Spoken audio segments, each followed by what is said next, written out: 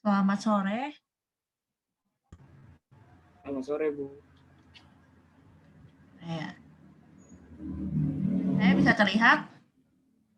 Bisa, Bu. Oke.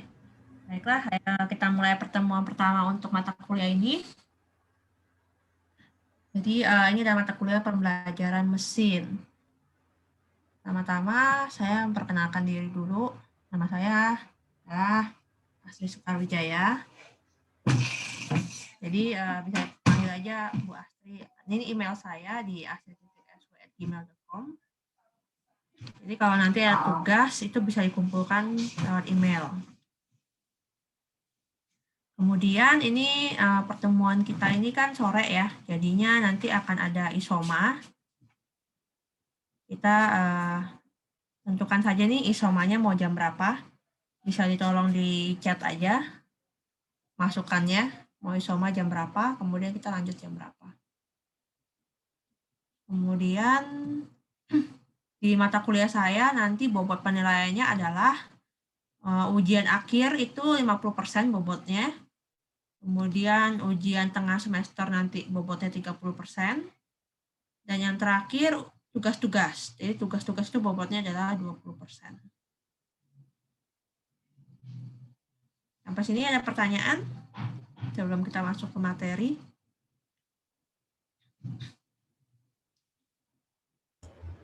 Tidak ada, Bu. Kalau tidak ada, selanjutnya adalah terkait dengan kelompok. Jadi teman-teman yang sudah punya kelompok, satu kelompok 3 orang, itu bisa ditulis di chat room. Kalau misalkan belum ada kelompok sampai akhir pertemuan ini, nanti saya akan random saja tentukan kelompoknya dengan siapa. Jadi kalau yang udah punya kelompok bisa ditulis di chat room ya, kelompok kalian siapa-siapa aja. Nanti akan saya catat.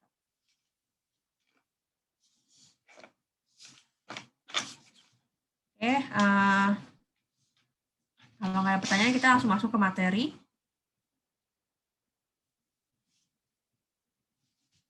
Jadi tujuan dari mata pertemuan pertama ini adalah kita akan mengenal pembelajaran mesin itu apa sih.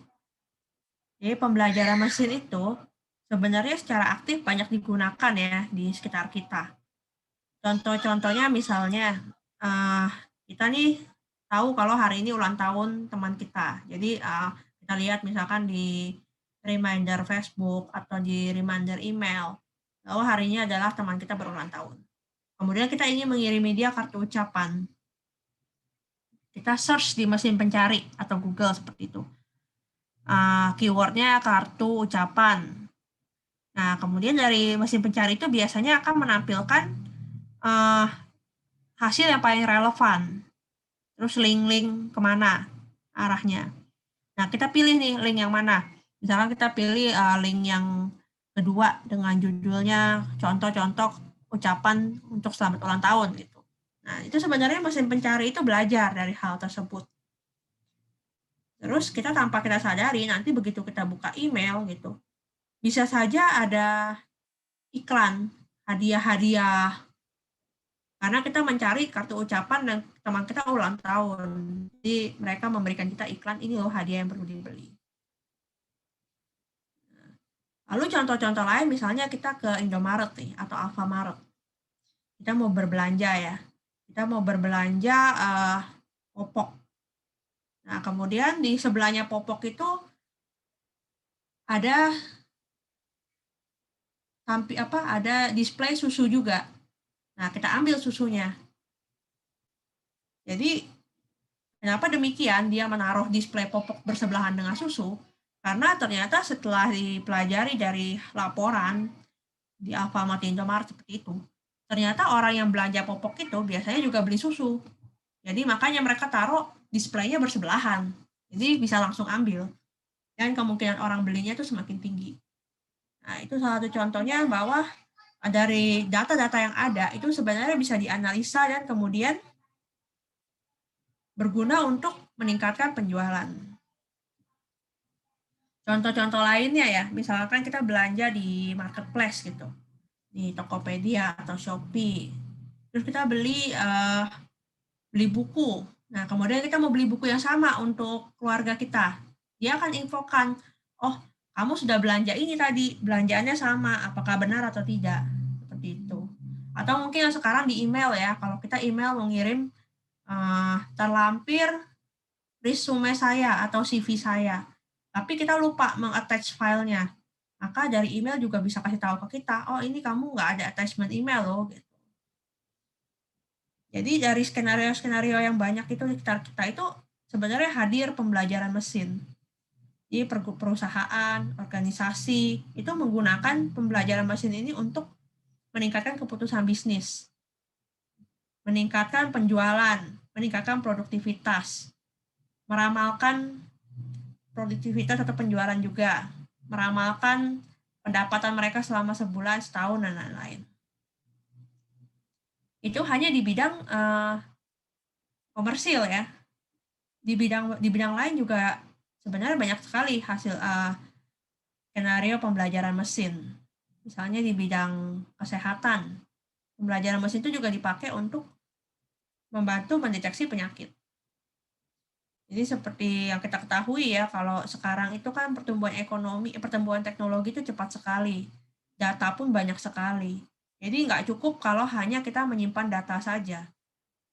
Jadi kalau zaman dulu mungkin data itu disimpan ya, misalkan data pelanggan atau data karyawan itu disimpan di dalam bentuk database. Dan hanya digunakan saat ada transaksi misalnya, dia akan mengambil data. Tapi kalau sekarang itu data ini harus diolah juga. Diolah supaya apa? Supaya bisa bersaing dengan kompetitor.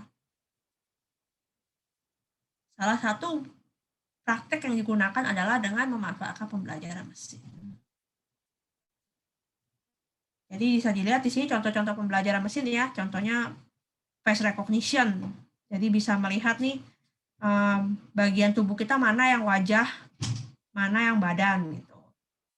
Kemudian yang lain, contoh lainnya adalah dari sisi iklan. Kalau kita sering melakukan pencarian tentang buku komik misalnya, maka kita akan dapat recommendation atau rekomendasi, ini komik-komik yang cocok untuk Anda baca, seperti itu. Lalu contoh lainnya dari gambar ya, ini dia bisa mengenali gambar dan diubah dalam bentuk teks. Nah, kaitannya apa sih sama artificial intelligence gitu misalnya. Jadi kita ilmu dari pembelajaran mesin itu adalah cabang dari artificial intelligence atau kecerdasan buatan. Jadi pembelajaran mesin ini memungkinkan mesin untuk melakukan pekerjaan komputer dengan menggunakan perangkat lunak cerdas atau software yang smart software ya, smart machine dan lain-lain. Dan tulang punggung dari pembelajaran mesin adalah statistik. Nah, jadi kalau di sini ini adalah gambar yang dibuat oleh pengembang perangkat lunak analitik. Ini namanya SAS. Dia mengembangkan ilustrasi seperti ini untuk menunjukkan hubungan-hubungan dari disiplin-disiplin ilmu terkait pembelajaran mesin. Misalnya, pattern recognition adalah pembelajaran pola. Itu merupakan irisan dari pembelajaran mesin. Dan yang lain contohnya adalah data mining dan KDD, knowledge discovery of data.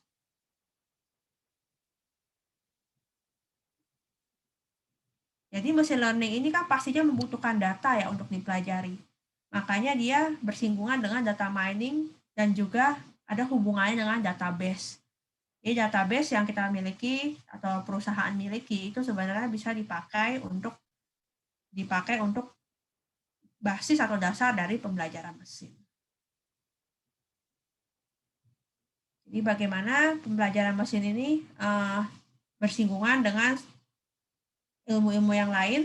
Jadi pembelajaran mesin ini menggabungkan tentang komputasi, komputer, arsitekturnya apa, algoritmanya apa, digunakan untuk menangkap, menyimpan, mengindeks, mengambil, menggabungkan data-data yang ada secara efektif. Sampai sini ada pertanyaan?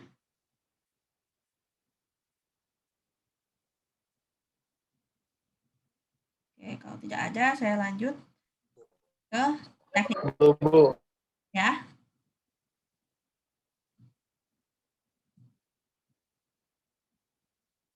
Oke, kalau tidak ada pertanyaan, saya lanjut ke teknik-teknik dari pembelajaran mesin. Jadi teknik-teknik dari pembelajaran mesin itu ada cabangnya ya, dari supervised learning, unsupervised learning, semi-supervised learning, dan reinforcement learning. Jadi coba saya definisikan, supervised learning ini adalah fungsi teknik pembelajaran mesin di mana kita memetakan data dengan cara memberikan label. Jadi label itu memiliki input dan output, di mana label atau output dari suatu data itu merupakan penjelasan dari masing-masing inputnya. Jadi contohnya seperti ini ya, kita lihat. Nah, ini adalah contoh dari data-data yang sudah diberi label. Misalnya contohnya Twitter. Kita bisa melihat sentimen dari status tersebut. Jadi status yang kita update di sosial media, kita bisa lihat apakah labelnya itu positif atau negatif. Jadi misalkan kita lihat dari kata-kata di status itu ada kata-kata yang konotasinya negatif. Kita bisa memberikan label negatif kepada data tersebut. Kemudian contoh lainnya adalah foto. Jadi apakah foto ini memiliki di dalamnya ada gambar rumah atau mobil gitu. Kita bisa memberikan label. Bagaimana penerapannya? Jadi misalkan kita ingin melihat nih banyaknya mobil yang lewat pada saat Lebaran atau saat Idul Fitri ya, liburan. Kita bisa mengambil data gambar dari gambar CCTV. Jadi data CCTV yang banyak itu masing-masing kita berikan label. Kalau dia ada di dalamnya ada gambar mobil, diberi label ya. Kalau tidak, no. Seperti itu. Dari situ akan terlihat bagaimana polanya terbentuk. Ternyata banyak mobil yang lewat pada jam-jam sekian atau banyak mobil yang lewatin jalan-jalan tertentu. Seperti itu. Lalu contoh lainnya adalah audio. Nah, audio ini bisa saja kita lihat ya, contohnya pada saat misalkan Piala Dunia. Kita bisa lihat nih antusiasme dari masyarakat seperti apa. Apakah kata-kata sepak bola sering tersebutkan dalam kalimat-kalimat yang muncul? Seperti itu. Jika iya, diberi label ya. Jika tidak, tidak. Dari situ bisa terlihat antusiasme masyarakat, oh ternyata di kota ini banyak sekali antusiasmenya sangat tinggi, banyak sekali yang membicarakan tentang sepak bola. Sementara di kota tertentu misalkan ternyata antusiasmenya sangat rendah. Sehingga di situ kita bisa promosikan sepak bola lebih dalam. Ini ada contoh lain seperti video. Jadi videonya bisa kita lihat apakah di dalam video tersebut ada pemakaian senjata seperti itu. Kita bisa mengetahui ini. Jadi misalkan ternyata dari video CCTV yang ditangkap ada senjata di situ dideteksi dan kemudian diberi label bahwa ini berbahaya, maka langsung memberikan informasi ke security misalnya atau ke polisi bahwa ada bahaya di sektor sekian seperti itu. Melihat dari video CCTV. Dan ini bisa dilakukan sampai dengan level real time. Sesuai dengan teknologi yang diimplementasikan. Terakhir ini adalah gambar ya. Jadi misalnya gambar X-ray. Dari gambar itu apakah bisa dilihat? Apakah ada sesuatu yang tidak ada gitu. Jadi apakah ada sesuatu yang tidak normal dari gambar tersebut? Misalnya kita sudah masukin data gambar tubuh manusia, kemudian begitu ada scan X-ray masuk, ada titik-titik yang ini harusnya nggak ada. Jadi bisa diberitahukan oleh sistem atau mesin atau komputer ya, atau aplikasi bahwa ini bisa jadi ada di dalamnya ada yang bermasalah nih, ada masalah kesehatan di situ. Itu salah satu contoh-contoh dari supervised learning. Jadi memberikan label kepada data. Kemudian ada juga yang namanya unsupervised learning. Jadi kalau dalam unsupervised learning itu nggak ada namanya supervisor atau label, seperti tabel kita yang tadi. Dengan kata lain, semua data yang kita miliki adalah data yang tidak berlabel.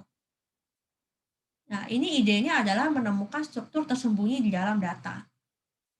Jadi banyak ya alasan kenapa data tidak memiliki label. Khususnya di teknologi perkembangan zaman sekarang yang mana pengumpulan data itu sudah sangat cepat dan banyak jumlahnya. Atau kita kenal dengan sebutan big data.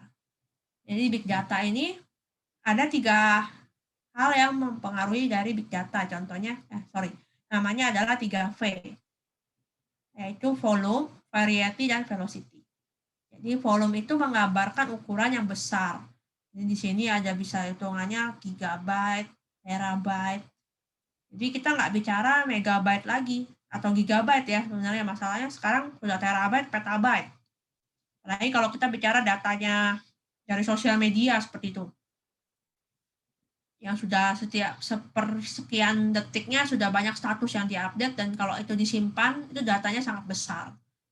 Jadi kalau di organisasi ya, misalkan kayak government sektor atau public sektor gitu, mereka kan menyimpan data masyarakat. Nah, itu banyak sekali itu datanya, volumenya sangat tinggi. Kemudian ada lagi contoh lain adalah variety. Jadi jenisnya juga nggak cuman kalau zaman dulu kita bicara jenis data itu ya dokumen, database gitu. Ada kolom, ada tabel. Kalau sekarang data itu bentuknya macam-macam. Bisa teks, bisa foto, bisa video. Kalau dulu kan RDBMS ya namanya ya, Relational Database Management System. Kalau sekarang ada database yang untuk unstructured data, seperti kayak MariaDB, MongoDB, Cassandra, banyak sekali ya. XML, video, itu semua disimpan untuk dianalisa. Kemudian terakhir adalah velocity. Jadi laju pertumbuhan atau perubahan data tersebut.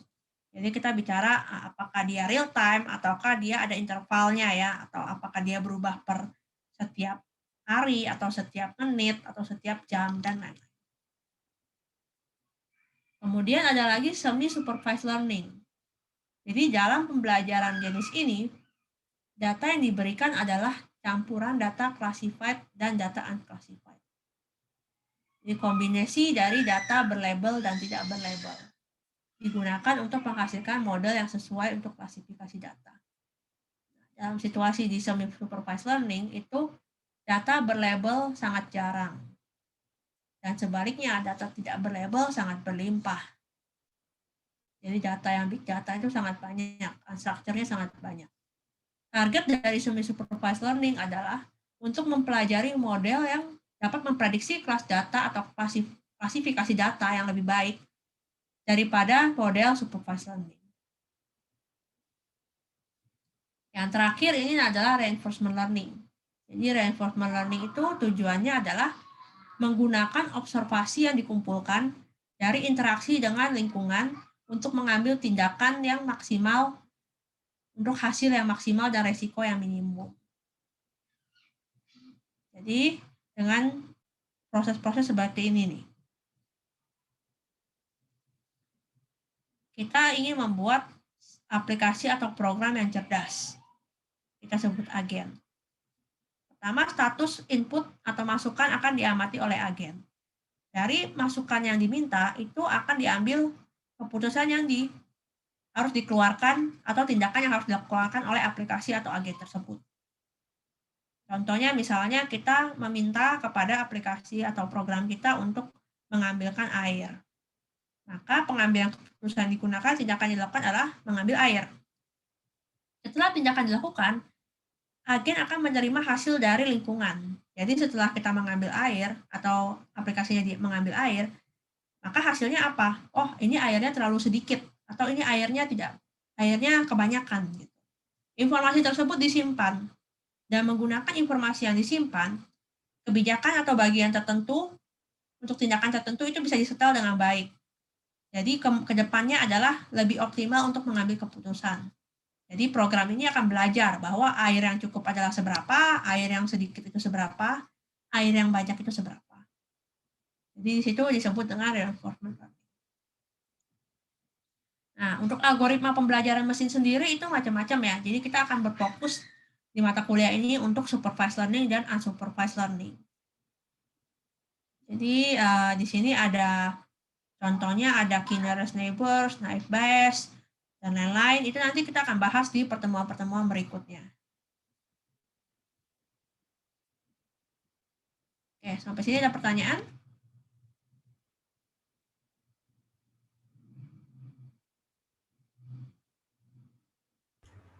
Tidak ada, Bu. Oke, kalau tidak ada saya lanjut. Saya mau bertanya, Bu. Ya, silahkan. Maksudnya label itu gimana sih, Bu? Berlabel ke label. Oke, jadi berlabel itu adalah contoh dari supervised learning ya. Jadi dia data yang ada tuh diberi label. Jadi kalau data nih disimpan masuk, misalkan contohnya Twitter gitu ya, kalian main sosial media, Facebook atau Twitter atau Instagram. Kalian akan membuat status. Statusnya misalkan, oh ternyata kinerja pemerintah sangat tidak baik nih, kinerja pemerintah sangat lambat dalam menangani banjir. Seperti itu kita bisa berikan label. Apakah labelnya negatif atau positif? Oh, dari data yang banyak masuk, dari semua status masyarakat di sosial media, di Instagram, di Twitter itu diambil datanya, kemudian diberi label, di situ kita bisa lihat bahwa sentimen masyarakat itu seperti apa terhadap pemerintah dalam menangani banjir. Jadi itu salah satu contoh mengumpulkan data untuk dipelajari ya. Jadi kemudian dari mesin ini akan mempelajari data tersebut. Seperti itu. Ya, Bu, makasih. Oke, sebentar saya lihat chat. Oke, machine learning apakah berhubungan dengan data science? Oke, jadi saya coba kasih lihat gambar yang ini ya. Nah, di sini machine learning itu sebenarnya terkait dengan banyak ilmu. Salah satunya dengan ilmu data mining. Nah, data science itu juga sebenarnya terkait dengan machine learning. Jadi salah satu nanti kita akan pelajari di di praktikum ya. Itu banyak sekali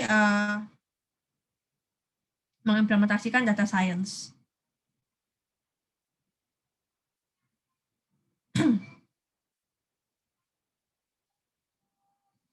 Jadi kan kalau data mining itu kan bagian dari data science ya, berarti sama machine learning juga beririsan dengan data mining, sehingga boleh dibilang machine learning itu juga bagian dari data science. Oke, kemudian ada pertanyaan lagi?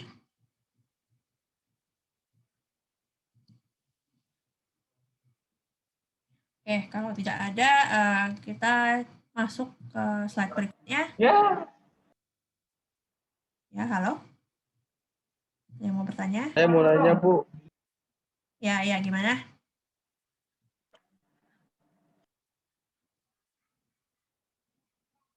Ya, gimana?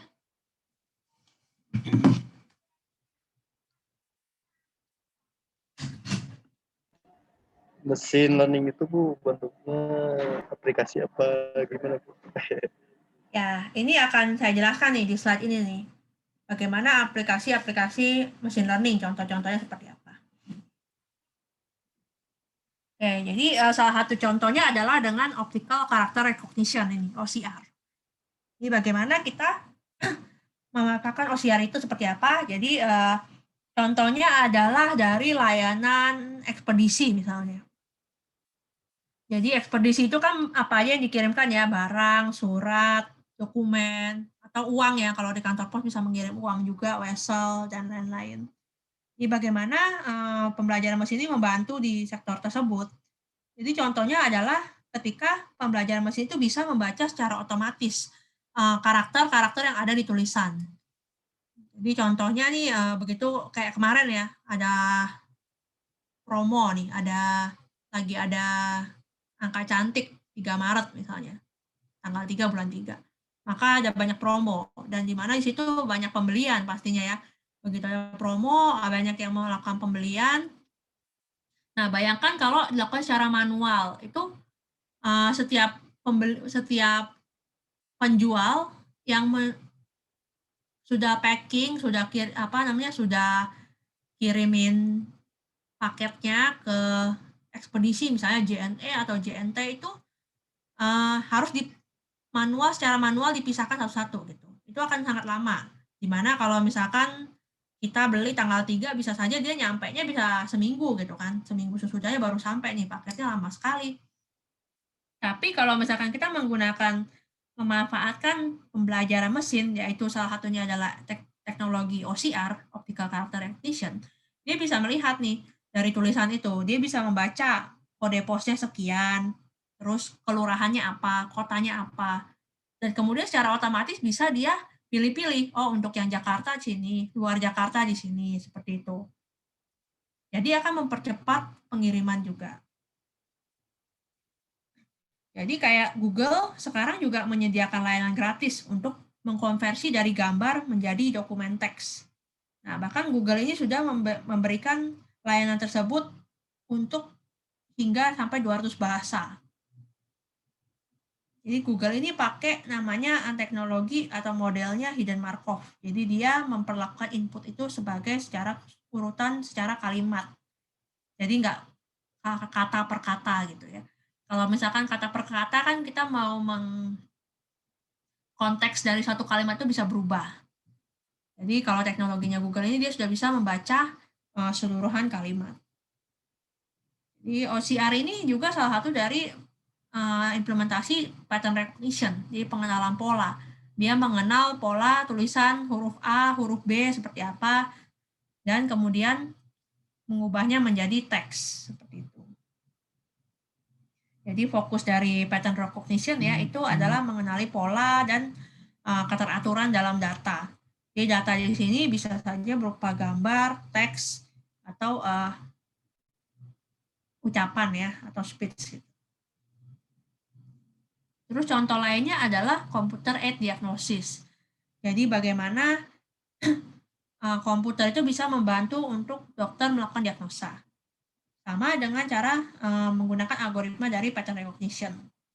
Jadi dia bisa mengecek gambar medis, misalnya kayak ronsen, MRI, USG itu sumber-sumber datanya seperti itu berupa gambar, kemudian dianalisa apakah ada pola yang tidak sesuai. Nah, di sini adalah contoh bagaimana komputer itu membantu dokter atau radiologis ya, karena biasanya yang membaca gambar-gambar medis itu adalah radiologis. Mereka membantu para dokter untuk memberikan diagnosa. Jadi bagaimana caranya algoritma itu dapat menangkap gambar yang tidak sesuai atau mencurigakan. Kita bisa aja pakai supervised learning tadi. Jadi kita sebelumnya memasukkan banyak data yang sudah kita beri label ke dalam aplikasi kita. Jadi misalnya gambar-gambar jaringan saraf, gambar-gambar fungsi-fungsi jaringan, seperti itu kita masukkan ke dalam sistem dan sudah kita beri label. Labelnya misalkan ini aman, aman, aman gitu. Nah, begitu ada data baru yang ternyata ada bercak-bercak misalkan di gambar tersebut, maka dia akan masuk kategori atau label yang tidak aman. Nah, kenapa disebut computer aided diagnosis ya? Karena kalau kita bicara komputer itu kan memang kalau ada kesalahan ini berkaitan dengan nyawa pasien ya. Jadi kalau untuk di kedokteran itu berkaitan dengan nyawa pasien.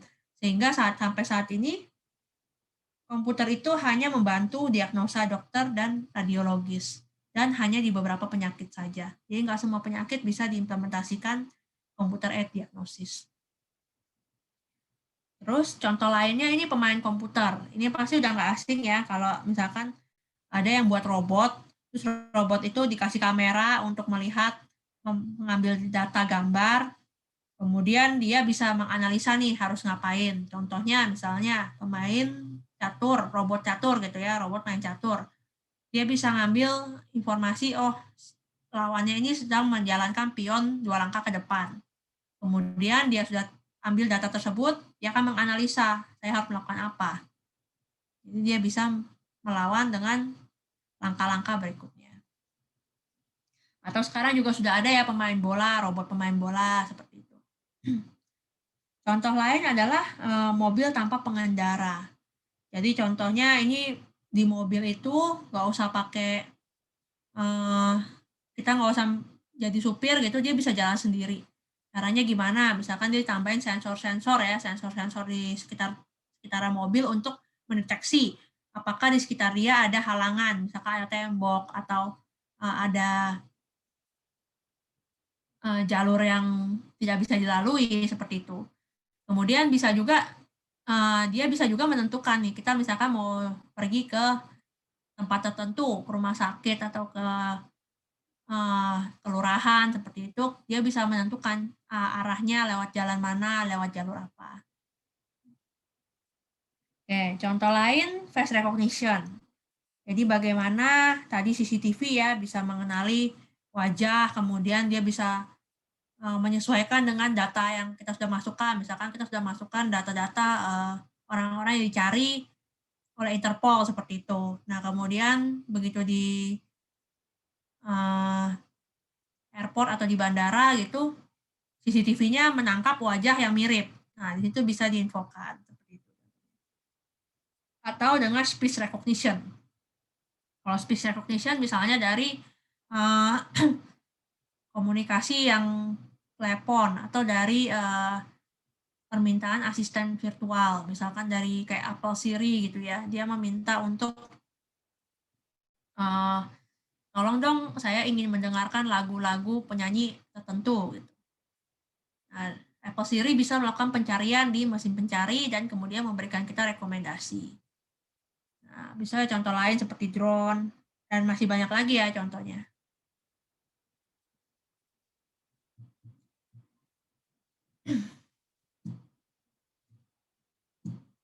Oke, contoh-contoh yang tadi itu berkaitan sama gambar dan teks.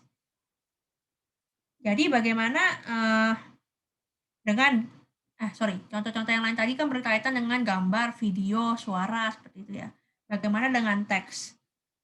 Jadi sumber lain untuk pembelajaran mesin itu adalah sebenarnya data teks dan yang paling banyak digunakan. Malah menurut penelitian itu informasi terkait perusahaan itu paling banyak disimpan dalam bentuk teks atau dokumen. Nah, tantangannya adalah bagaimana menggunakan atau mempelajari data teks yang tidak terstruktur. Kita juga mengenal istilah namanya business intelligence ya. Business intelligence itu fungsinya adalah memanfaatkan mesin untuk pemrosesan data untuk auto-abstraksi atau auto-encoding dokumen. Jadi, business intelligence bisa membuat profil untuk setiap tindakan dari dalam dokumen atau data yang ada. Atau mirip-mirip seperti supervised learning tadi ya, memberikan label. Ini memberikan profil. Jadi contoh-contoh tempat lain di mana data atau teks yang tidak berstruktur itu banyak adalah tadi media sosial. Seperti Instagram, Twitter, Facebook, atau bahkan blog ya. Kalau blog itu kan datanya sangat banyak ya, data berupa teks tapi ukurannya besar sekali. Mengapa tidak cocok dimasukkan ke database biasa? Jadi kalau misalkan kalian yang sudah terjun di dunia IT, mengenai namanya database itu ada baris, ada kolom, dan biasanya tiap atribut itu kita sudah tentukan. Misalkan atribut nama ini terdiri dari 200 karakter. Jadi biasanya kenapa? Karena nggak ada nama orang yang lebih dari 200 karakter. Gimana caranya kalau kita masukin blok ke dalam database atau status ke dalam database, di mana status itu bisa aja panjang. Kalau lagi panjang menceritakan tentang kehidupan bisa aja panjang, lagi curhat panjang seperti itu. Itu sangat sulit untuk dimasukkan ke dalam database. Sehingga sekarang banyak sekali database yang menyesuaikan dengan kondisi tersebut. Yang tadi seperti contohnya MongoDB, MariaDB, Cassandra, dan lain-lain. Jadi business intelligence ini bagaimana pelaku bisnis itu berkesempatan untuk menganalisa data yang mereka miliki untuk tujuan yang bermanfaat untuk bisnis mereka. Seperti tadi bagaimana Alfamart bisa memanfaatkan data yang ada dari laporan keuangan mereka laporan penjualan mereka tiap bulan bahwa banyak yang membeli susu dan membeli popok bersamaan. Itu untuk kepentingan bisnis mereka. Dengan cara setelah data tersebut dianalisa dan keluar probabilitasnya tinggi bahwa pembelian popok bersama dengan susu, mereka bisa pindahkan displaynya bersebelahan. Atau jika mereka mau upsell lagi displaynya, mereka tambahkan lagi bersebelahan dengan yang sering dibeli lagi. Selain popok, susu, apalagi yang sering dibeli bersamaan oleh orang-orang. Jadi text mining ini salah satu membantu di aplikasi-aplikasi seperti apa, seperti business intelligence, lalu keamanan, ilmu kehidupan, lalu kayak tadi nih klasifikasi sentimen masyarakat ya. Jadi bisa diklasifikasikan misalkan yang tadi status yang berkonotasi negatif itu di kota apa, lalu bisa saja dari pemerintah itu melakukan edukasi ke kota tersebut. Lalu bisa juga untuk klasifikasi artikel berita secara otomatis. Misalkan ada berita-berita yang bernada ingin menjatuhkan atau nada jelek seperti itu bisa diklasifikasikan dan di-report. Kemudian pemantauan media sosial dan filter spam ya. Jadi dari iklan-iklan yang ada itu bisa difilter dan lain-lain.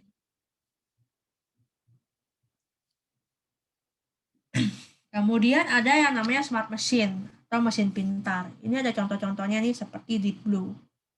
Jadi Deep Blue ini adalah komputer pertama atau sistem pertama yang bisa mengalahkan juara dunia catur dalam sebuah pertandingan resmi. Jadi Deep Blue ini dia bisa mengevaluasi sampai dengan 200 juta posisi per detik. Nah, waktu mengalahkan juara dunia catur itu adalah pencapaian bersejarah buat komunitas artificial intelligence. Jadi di mana mesin bisa mengalahkan manusia. Kemudian itu tahun 1997 ya. Jadi Deep Blue ini dijalankan di mesin yang sangat superkomputer lah istilahnya. Mesin yang sangat tinggi tingkat komputasinya. Karena dia harus bisa menghitung dalam waktu sangat cepat berapa posisi yang memungkinkan. Di tahun 2006, jadi itu muncul juga program yang serupa, namanya adalah Deep Fridge. Jadi sama, pertandingan catur juga melawan juara dunia juga, tapi program tersebut dinyalakan di komputer biasa. Jadi spesifikasinya hanya CPU Dual Intel Core. Dari spesifikasi komputer biasa itu bisa mengevaluasi sampai dengan 8 juta posisi per detik. Jadi kalau tadi kita bandingkan sama Deep Blue yang bisa 200 juta posisi per detik, itu Deep Fridge ini hanya bisa 8 juta posisi per detik. Cuman kita bayangkan kalau manusia ya, apakah manusia bisa mengevaluasi sampai dengan 8 juta posisi per detik untuk permainan catur itu. Jadi ketika lawannya sudah menggerakkan pion, kemudian kita bisa tahu nih, oh langkah-langkah berikutnya apa. Yang contoh lainnya adalah IBM Watson. Jadi IBM Watson itu adalah Watson itu nama CEO-nya IBM yang pertama, Thomas J. Watson. Jadi IBM Watson ini apa sih, mesin apa? Mesin yang mampu menjawab pertanyaan yang diajukan dalam bahasa manusia. Jadi salah satu yang bikin dia terkenal adalah ketika dia berhasil memenangkan hadiah utama dari kuis Jeopardy. Jadi kalau kalian pernah dengar ya, itu kuis di Amerika, Jeopardy. Jadi dia pertanyaan-pertanyaan trivia, dan kemudian kalau berhasil menjawab sampai selesai itu akan menjadi pemenang. Nah, IBM Watson ini dia bisa menjawab pertanyaan-pertanyaan trivia tersebut dan kemudian menjadi pemenang dari kuis tersebut.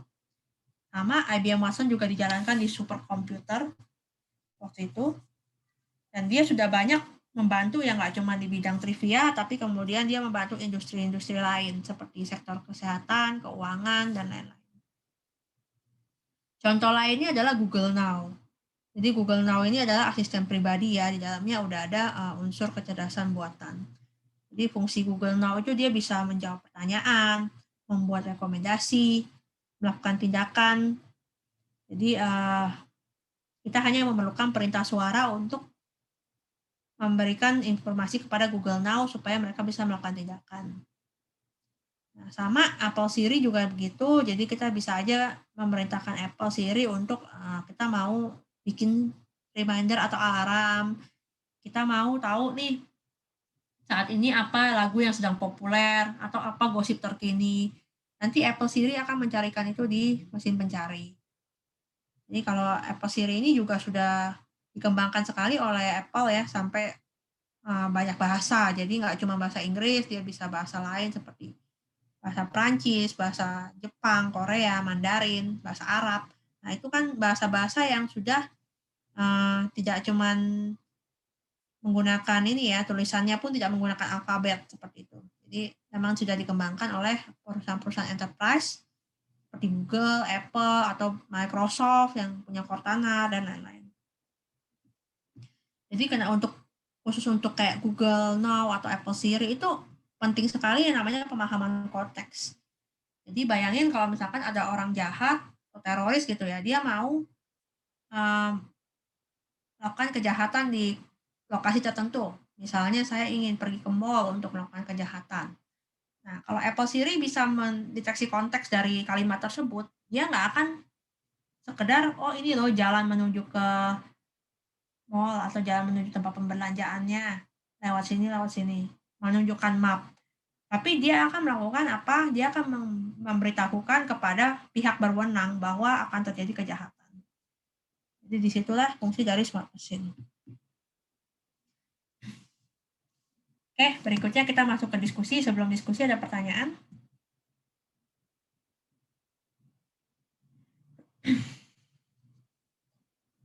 Oke, kalau tidak ada pertanyaan, saya akan masuk ke diskusi. Jadi ini adalah tugas kelompok ya, nanti per kelompok.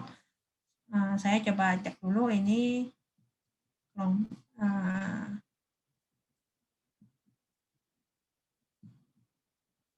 Jadi di sini belum ada yang menentukan kelompok ya, jadi saya tentukan. Belum, Bu. Oke, coba saya tentukan ya. Sebentar saya cek nama karyawan.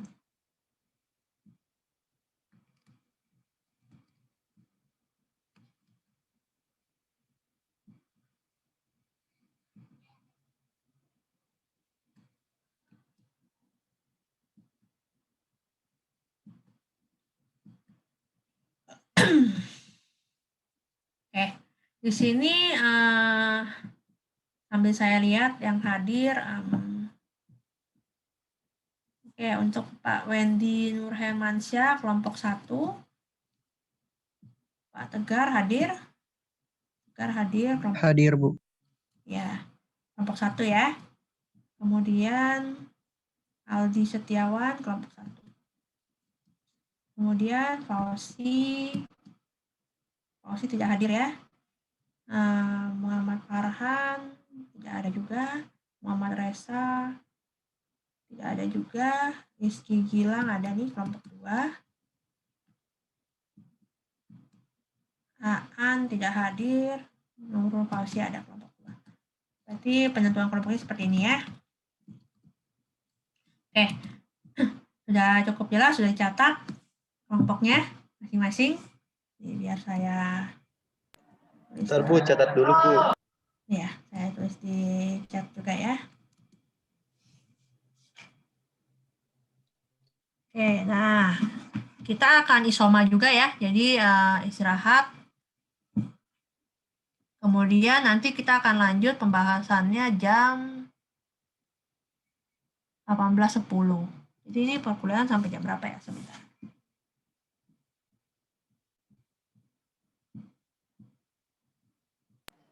Kalau saya telat, Bu, oh, maaf ya, pulang lagi di jalan, Bu, pulang kerja dulu. Pak Wendy ya, iya itu Iya. Diwakilkan ya sama kelompoknya. Ini ada Pak Aldi sama Pak Tegar kan hadir nih. Iya, siap. Saya mau pulang dulu sekarang. Iya Pak, hati-hati. Jadi Terima kasih, Bu. saya lihat dulu ya jam kita sampai jam berapa. Ini sampai jam 18.20 ya. Berarti ya udah disiapkan sampai jam 18.10 ya. Ini pertanyaan-pertanyaannya nanti kita diskusi aja. Salah satu bisa jadi speaker atau pembicara untuk membahas diskusi kita. Jadi nggak usah terlalu formal, nggak usah disiapin sampai presentasi atau apa, nanti diskusi aja. Mau disiapkan untuk masing-masing kelompok 1 dan kelompok 2. Nanti jam 18.10 kita akan diskusikan. Ini sambil isoma juga. Ada pertanyaan nggak?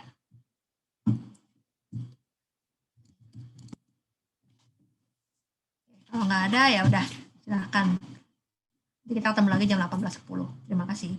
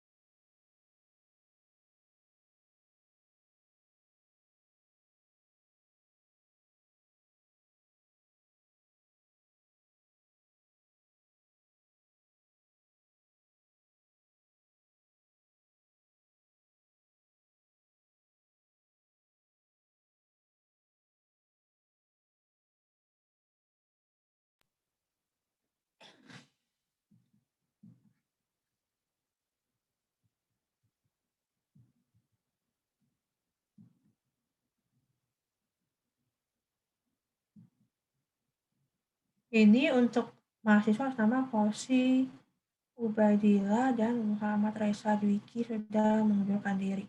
Oke, berarti yang lainnya masih ada. Untuk Muhammad Farhan saya naikin jadi kelompok 2 aja.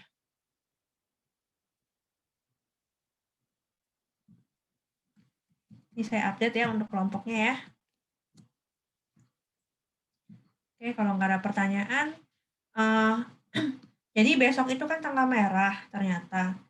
Jadi besok nggak ada perkuliahan. Sebagai gantinya, karena besok jadwalnya kita praktek, jadi minta tolong aja semuanya untuk melakukan instalasi ini ya. Jadi tolong dicatat. Jadi kita akan menggunakan aplikasi Python.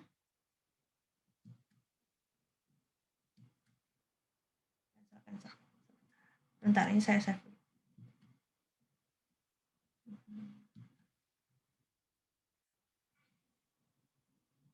Oke, sudah terlihat ya screen saya presentasinya. Tolong semuanya melakukan instalasi untuk Python. Jadi ini ada linknya. Kemudian kalian bisa coba membuat text file ini. Jadi yang tadi ini tolong dijadikan tugas saja, dikumpulkan ke saya nanti. Kemudian yang aplikasi ini kalian install. Ada pertanyaan nggak? Pakai Python ya, Bu? Iya, kita akan pakai Python. Yang sudah punya Python sudah oke, berarti sudah tidak perlu instalasi lagi. Kalau yang belum punya, bisa dilakukan instalasi ya. Ya, baik, Bu. Ada pertanyaan sebelum saya akhiri pertemuan ini? Bu, untuk tugasnya itu yang diskusi itu ditulis by apa, Bu? Atau langsung diskusi secara langsung? Pakai Word aja. Jadi kalau minggu depan ada waktu, kita coba diskusikan. Kalau nggak, dikumpulkan saja pakai Word. Jadi ini dicatat ya. Yang ini dicatat udah. Habis itu yang ini dicatat juga nih aplikasi. Atau nanti kalian bisa download di e-learning kok. Saya upload. Ya. Terima kasih. Oke. Ada pertanyaan lain mungkin? Jadi besok ada perkuliahan ya karena tanggal merah. Ya, baik, Bu. Untuk pengganti perkuliahan besok itu hari apa, Bu? Untuk sementara ini aja. Jadi memang rencananya pertemuan pertama saya cuma pengenalan Python aja sih. Jadi bisa coba aja nih yang udah saya tulis nih. Habis install coba kalian bikin Hello World gitu terus dijalanin coba. Jadi kalau ada yang punya kesulitan bisa tanya juga ya via email. Tanya aja pertanyaan apapun juga nggak masalah kalau misalkan tanyakan via email. Silahkan. Email Ibu apa ya, Bu? Tadi ada kok di halaman pertama. Nanti download aja di e-learning materi yang hari ini. Baik, Bu. Terima kasih.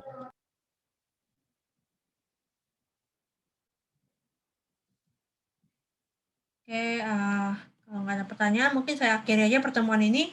Jadi kalau misalkan ada pertanyaan lanjutan, silahkan bisa by email. Atau ada kesulitannya untuk menginstal aplikasinya, bisa tanyakan by email. Oke, kalau gitu selamat malam. Terima kasih semuanya. Malam, Bu. Malam, Bu. Terima kasih. Ya.